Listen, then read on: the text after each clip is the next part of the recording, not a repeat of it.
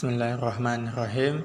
Assalamualaikum warahmatullahi wabarakatuh. Alhamdulillah, salatu wassalamu ala rasulillah wa ala alihi wa sahbihi wa mawalah. Subhanaka la ilma lana illa ma 'allamtana innaka antal alimul hakim. Puji syukur kita ucapkan kepada Allah Subhanahu wa ta'ala yang mana telah memberikan kita nikmat yang banyak kepada kita. Salah satunya ialah nikmat untuk menikmati hari ini, dalam menikmati kesempatan hidup untuk selalu beribadah kepada Allah Subhanahu wa ta'ala.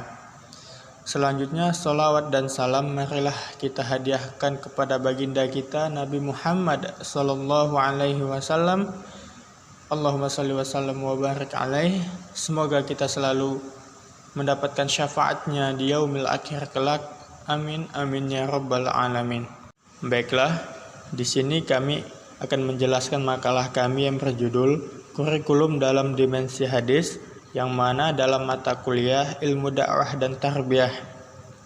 Kami dari kelompok 8 yang beranggotakan 2 orang, yaitu Ade Rahmat Ritonga dan Nanda Misfatul Hasanah. Selanjutnya materi pertama akan dijelaskan oleh saya sendiri, yaitu kurikulum dalam dimensi hadis.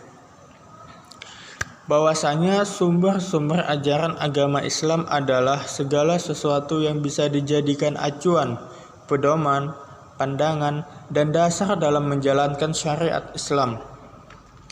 Dimensi-dimensi ajaran Islam menurut ajaran agama Islam yang dibawa oleh Nabi Muhammad sallallahu alaihi wasallam.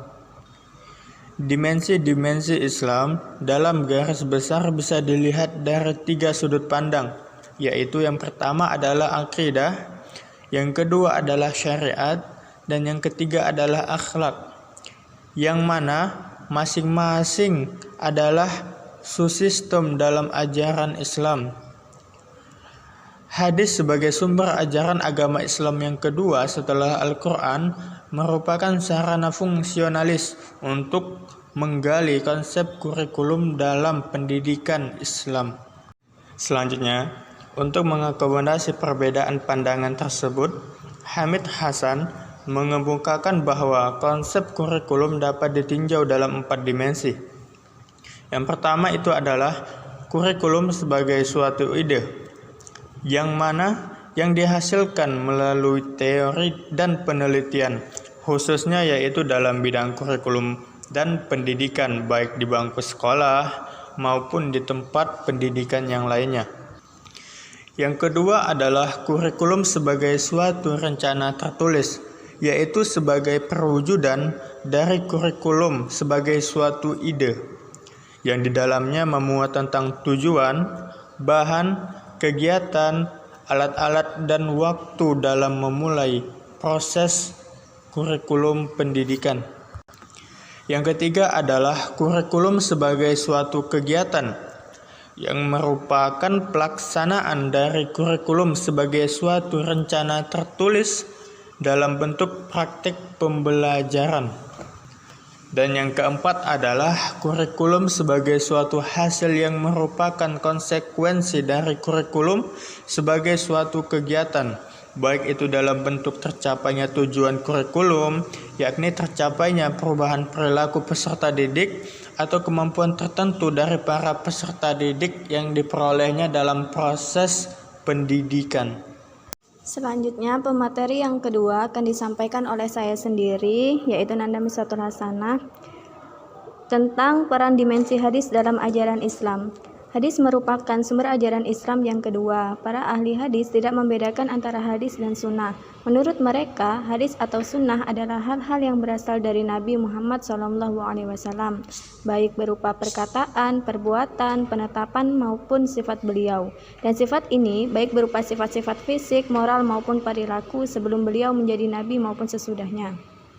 Pada dasarnya, fungsi utama hadis yaitu sebagai menegaskan, memperjelas, dan menguatkan hukum-hukum dan hal lain yang ada di Al-Quran. Fungsi hadis dalam Islam sesungguhnya, para ulama sepakat setiap umat Islam diwajibkan untuk mengikuti perintah yang ada di dalam hadis-hadis sahih dengan berpegang teguh kepada Al-Quran dan hadis. Niscaya hidup kita dijamin akan selalu pada jalan yang lurus. Nabi Muhammad SAW bersabda, "Aku telah tinggalkan pada kamu dua perkara, kamu tidak akan sesat selama berpegang kepada keduanya, yaitu kitab Allah dan sunnah Rasulnya." Hadis riwayat Malik, Al-Hakim, Al-Baihaqi dan lainnya. Disahihkan oleh Syekh Salim Al-Hilali di dalam At-Ta'zim wa Minna fi Intisaris Sunnah. Baiklah, cukup sekian penjelasan dari kami. Semoga teman-teman dan para pendengar dapat memahaminya dengan seksama. Baiklah, cukup sekian penjelasan dari kami. Wassalamualaikum warahmatullahi wabarakatuh.